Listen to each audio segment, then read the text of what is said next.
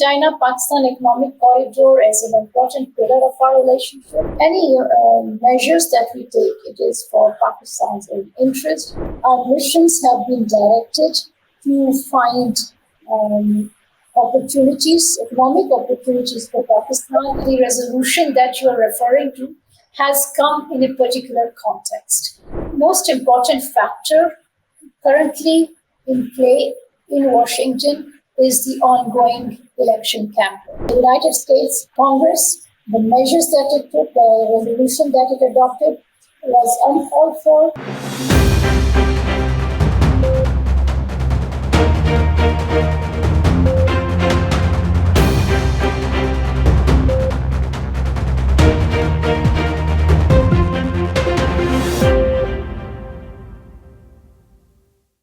Bismillah ar-Rahman ar-Rahim. Hello and welcome to program Inside in V News English Pakistan. When we talk about Pakistani Ministry of Foreign Affairs, usually known as Foreign Office of Pakistan, so it is the face of Pakistan globally. So if there is any issue related to overseas Pakistanis, if there is any international issue, if there is any issue in diplomacy, Pakistani Foreign Office is always on the forefront face. Any complex issue, any crisis in diplomacy, and always try to overcome. So what are the current issues as far as Pakistani foreign policy is concerned? And in addition to foreign policy, we would also like to discuss the services of Pakistani Ministry of Foreign Affairs for Pakistani diaspora in different parts of the world. To discuss this and related issues related to Pakistani foreign policy, we are joined by spokesperson of Pakistani Ministry of Foreign Affairs, Ambassador Mumtaz Zahra Baloch. Ambassador Mumtaz Zahra Baloch, very warm welcome to program Inside in V News English. Thank you very much. Ma'am, so whenever there is any issue in Pakistani foreign policy, so the first thing that clicks our mind is Pakistan's relations with India. So recently, new Indian government has taken over. Indian Prime Minister Mr. Narendra Modi has taken over third time. So, and in Pakistan, in March, there was a new government in Pakistan. How you see the policy of the current Pakistani government vis-a-vis engagement with India? Thank you very much. As you said, Pakistan's Foreign Office is the face of Pakistan. We consider ourselves the first line of defense for Pakistan, and it is the job and responsibility of the Ministry of Foreign Affairs to protect and promote Pakistan's interests abroad. It is also important for us to highlight Pakistan's foreign policy priorities, not just to the rest of the world, but also to Pakistanis. And in that context, the Deputy Prime Minister and Foreign Minister of Pakistan, Mr. Ishaq Dar, last week made an extensive statement on Pakistan's foreign policy at the Institute of Strategic Studies. And in that statement, he highlighted Pakistan's foreign policy priorities, including its relations with its neighbors. And in that statement, he highlighted the importance that Pakistan accords to its relations with its neighbors, the importance of peace and dialogue on the basis of mutual respect and equality. And that is Pakistan's approach towards India as well. India's elections are India's internal affairs, and it is the right of the people of India to decide about their leadership, just as it is the right of the people of Pakistan to decide about our leadership. What is important is for the two countries to find areas where we can work together for the mutual benefit of our two countries. There is, as we have said, a need for sovereign equality and mutual respect in this relationship, and the resolution of all outstanding issues, including the core issue of Jammu and Kashmir, so that the two countries move forward for the mutual benefit of our two peoples and for the South Asian region. Ma'am, that's true. Prime Minister of Pakistan sent very brief greetings to the Indian Prime Minister. And when Pakistani Prime Minister took over in March this year, he also received a greeting message. Do you read something between these greeting messages? Any signals in the future that may materialize in opening of any level of dialogue between the two countries? First, regarding your observation of exchange of messages between the leaders, I would like to underline that it is a normal diplomatic practice that after elections, leaders exchange messages of felicitations, and that is what has happened recently. The Indian Prime Minister congratulated our Prime Minister upon taking oath. And similarly, our Prime Minister congratulated the Indian Prime Minister on taking oath of office after the elections. So this is normal practice. As far as our engagement is concerned, our embassies are constantly engaged to resolve issues relating to consular matters. There are other aspects like exchange of lists of prisoners and other matters that the two embassies continue to exchange. At this point, there are no new mechanisms which are being considered, and we will see how the two sides move forward. But Pakistan has said that the onus is on India to create an environment for dialogue.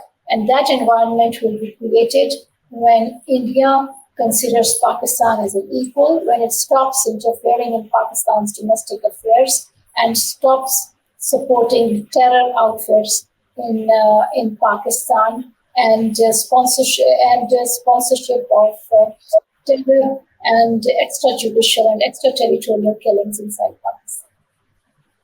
That's right. You just spoke about the exchange of list of prisoners between India and Pakistan. So we read your statement. In your statement, you have demanded government of India to Pakistani complete their sentence. So what steps are being taken for the early release of Pakistani prisoners who have completed their sentence from Indian prisons and those who are already in the jails? What legal assistance the Pakistan is providing them? The two sides are engaged with each other, and it is our desire to have the release of Pakistani prisoners that have completed their terms at the earliest possible, the return of our fishermen as early as possible.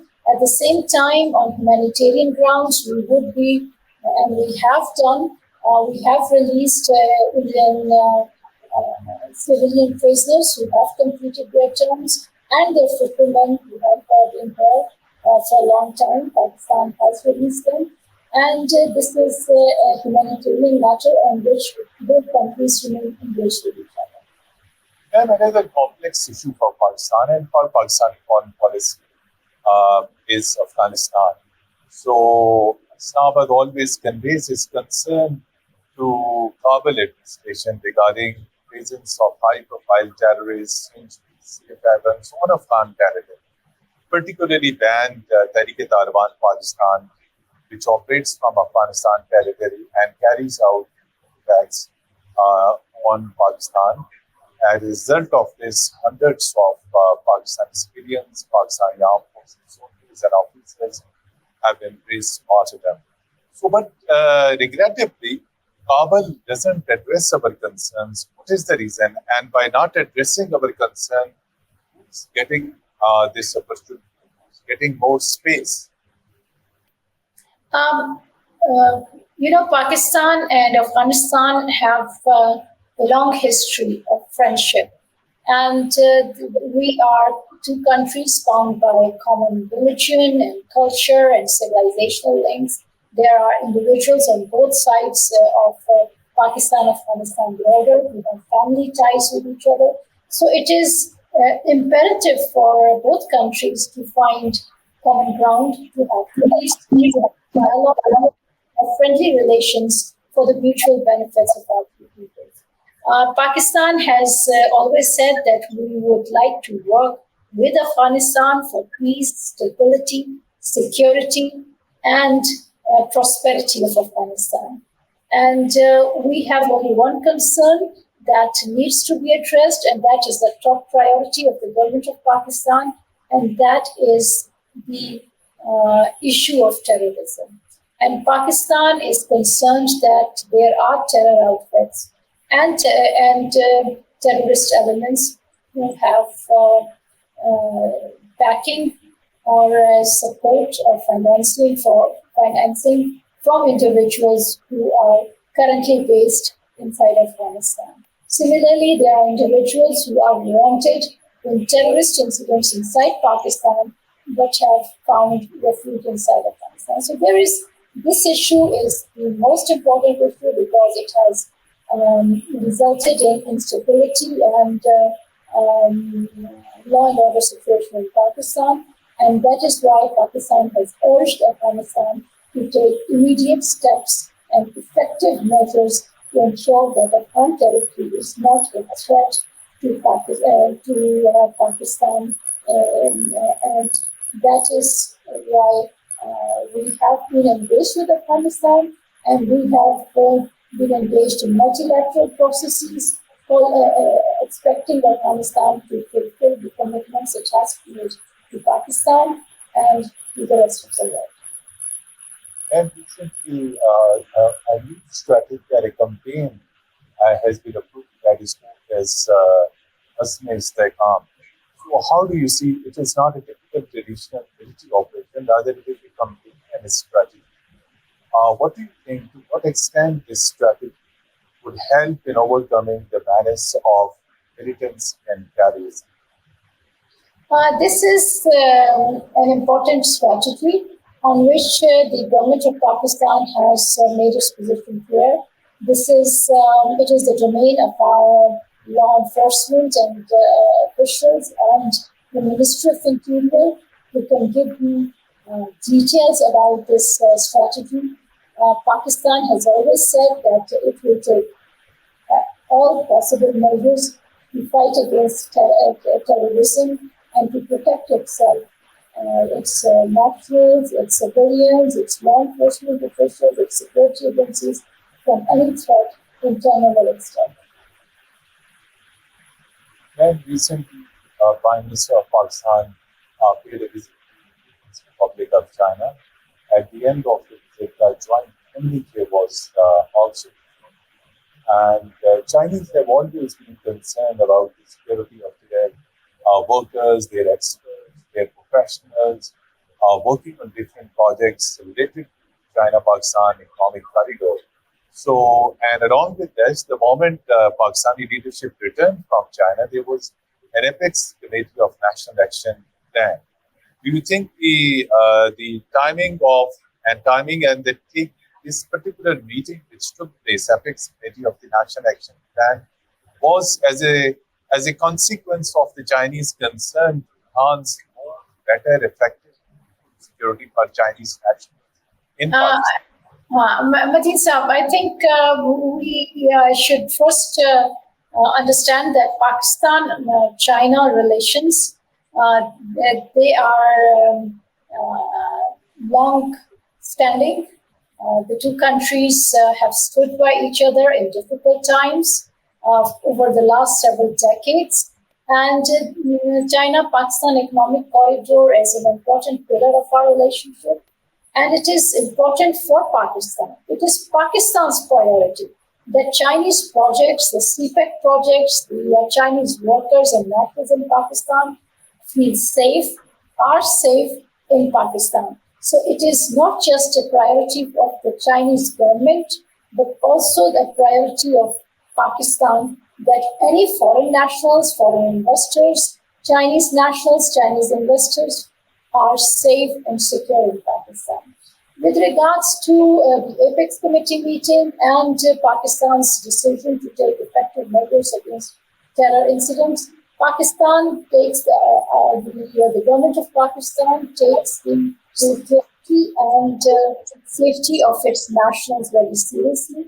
This is a priority for Pakistan, and any measures that we take, it is for Pakistan's own interest, the security of our people, the security of our civilians, of our law enforcement officials, our security agencies, and any foreign nationals, Chinese or otherwise, who are currently in Pakistan. That is a priority for Pakistan, and the government of Pakistan remains committed to that. And as the beginning reply to my question that the Foreign Affairs Ministry, in addition to addressing issues of the foreign policy, always tries its level best to serve the overseas Pakistani. Tell us, there are millions of overseas Pakistanis in Gulf, in North America, in Australia, different parts of the world. And there are always more and more complaints regarding consular services, the gas station, things. So, share your thoughts how Pakistani Foreign Office, despite its limited resources, is meeting the demands and also coming up with expectations of overseas Pakistani. First, the overseas Pakistanis are an important responsibility of the Pakistani diplomats wherever they are. And their expectations, the expectations of overseas Pakistanis towards their embassies, to the Ministry of Foreign Affairs, are very valid. It is our responsibility to serve them, to look after their interests, to see how we can help them when they are in difficulty, and to work together with them in unison to promote and project Pakistan's image around the world. Of course, there are always issues which can be dealt with in a more optimal fashion. We can improve our services, and that is something that the Ministry of Foreign Affairs takes very seriously. We work with the Ministry of Overseas Pakistanis, which also has an important responsibility in this context. We work with them to continue to institute mechanisms which improve the life of overseas Pakistanis abroad. In this context, I would like to underline that under Pakistani law, any foreigner, any Pakistani who travels abroad should register themselves with Pakistani embassy. This is noted on our national passports. It is the responsibility of anyone who travels abroad that they register themselves with the Pakistani embassy or the consulate there. Many times individuals forget or fail to register themselves, and that is why it becomes difficult for us to predict the number of Pakistanis in that particular country and to apportion the right amount of resources in terms of finances as well as manpower to those particular missions. That is why through your medium, I would encourage Pakistanis to register themselves with the embassies so that your embassies can service you better in a more optimal fashion, and all the complaints that they are always taken very seriously in the Ministry of Foreign Affairs, and we would like to work to resolve all those complaints in unison with overseas Pakistanis. And economic diplomacy is one of the most important thing. Every successive government in Pakistan have been pushed, and they have always told Pakistani Ministry of Foreign Affairs that pursue economic diplomacy. The SIF's special investigation has been created, which is a civil military initiative. Purpose is to bring more foreign investment to Pakistan. So what do you think, as far as SAFC are concerned, to what extent Foreign Office is pushing the goals and the objectives of economic diplomacy linked with SAFC initiatives? Economic diplomacy, again, is an important pillar of the functions of our embassies and missions abroad. And over recent months and years, this responsibility has increased even further. And our missions have been directed to find opportunities, economic opportunities for Pakistan in terms of trade and investment. Our missions have directions to find new markets, to increase the share of Pakistani exports in these existing markets, and to find foreign investors who would be interested in investing in Pakistan, whether individually or through joint ventures. And of course, in all this, the role of SIFC is critical, because when the investors express an interest, they are interested in finding out details of the opportunities that exist in Pakistan.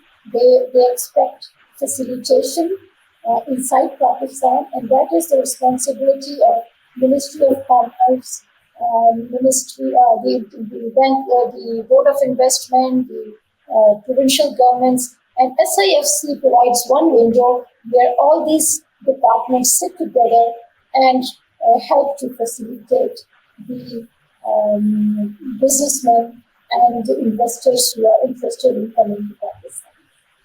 When recently a resolution was adopted related to February 8 elections in Pakistan by the American Congress, House of Representatives, Pakistan took strong exception to the adoption of this resolution, and of course, statement that came from Pakistani Foreign Office. It expressed serious concerns and, of course, rejected the contents of that resolution. And subsequently, the National Assembly of Pakistan, which has the representation of Pakistani people and Pakistani sentiments, also adopted very strong resolution. So, what do you think was behind the adoption of this resolution? Number one, and number two, do you think it was failure of our diplomacy that the Pakistani mission in Washington was unable to prevent this resolution? Your thoughts? I think we must understand that the resolution that you are referring to has come in a particular context. And among others, the most important factor currently in play in Washington is the ongoing election campaign. And the members of US Congress, they are now in the election mode.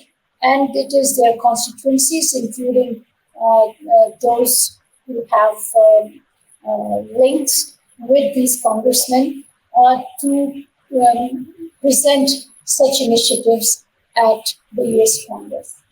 In that context, our mission in Washington has been very active. It has engaged with the US administration and with members of Congress, presented them our viewpoint that Pakistan has internal procedures in place. It's a democracy. It has internal procedures in place to resolve issues that arise internally, and that Pakistan is opposed to any unilateral interventionist measures that are taken by the United States. And that is our message across to the United States, to the members of Congress, to the State Department, and to their embassy here. And we believe that the United States Congress, the measures that it took, the resolution that it adopted, was uncalled for.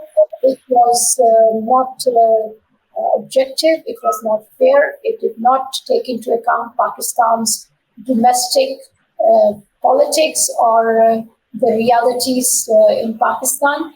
So the response has come from our National Assembly very clearly of Pakistan's sovereignty, Pakistan's independence, and we have said that we would like to continue our relations with the United States on the basis of mutual respect, mutual confidence, and non-interference in each other's domestic affairs. And finally, Pakistan got into the United Nations Security Council as a non-permanent member. In the past, Pakistan held this several times. But now challenges are complex. There are multiple issues. What do you think in the beginning of 2025, when Pakistan enters into the non-permanent member, what will be the priorities of Pakistan towards Gaza, towards the all issues? Pakistan's election to the United Nations Security Council as a non-permanent member is a vote of confidence by the international community in Pakistan's foreign policy, in the conduct of its diplomacy, in the role that Pakistan has played in the past at the United Nations Security Council, and has and the role that it is playing right now in the United Nations throughout the UN system. And it is therefore Pakistan's desire to live up to the expectations of the international community, to highlight the issues that concern developing countries, because they are a major constituency of Pakistan. We supported Pakistan's candidature. So we will be speaking about issues of concern for developing countries, the G77 in China, the non-aligned movement. We will also be promoting dialogue and settlement of dispute that has been Pakistan's position throughout.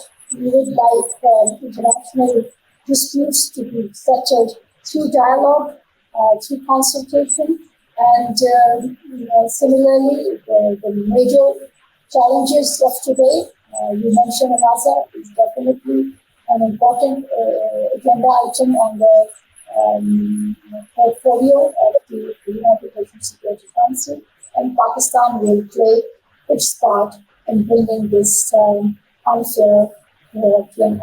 What is the status of the Jammu and Kashmir of the 5th August 2019 unilateral action by the government of India? I'm saying, is this issue alive, or is this issue confined to concern, deliberation, or statements? Where actually is this issue stands? Where this issue stands now? The Kashmir issue, the right of self-determination of the people of Jammu and Kashmir is alive, and will always remain alive until the realization of their right to self-determination. As enshrined in the UN Security Council resolution, and as per the will of the Kashmiri people. We mentioned 2019 and the steps that India took, the unilateral measures that India took.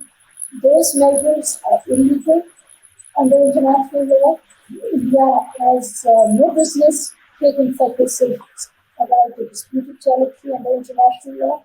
So Pakistan has raised this issue internationally. No one in the world accepts India's usurpation of the rights of the Kashmiri people.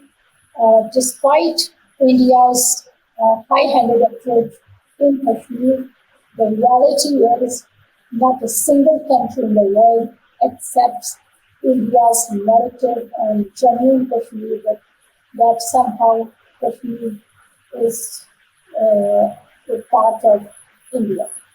International community believes what the international law states, what the United Nations says, and that is that Jammu and Kashmir is a disputed territory between India and Pakistan, which must be resolved according to the UN Security Council resolutions and wishes of the people of Jammu and Kashmir.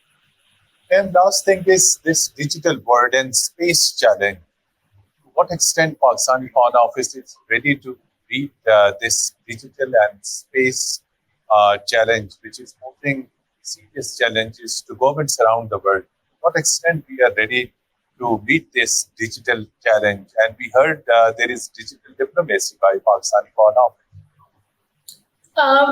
Yes, the world is changing rapidly with the advancement of technology. And with the advancement of technology, diplomacy is also changing.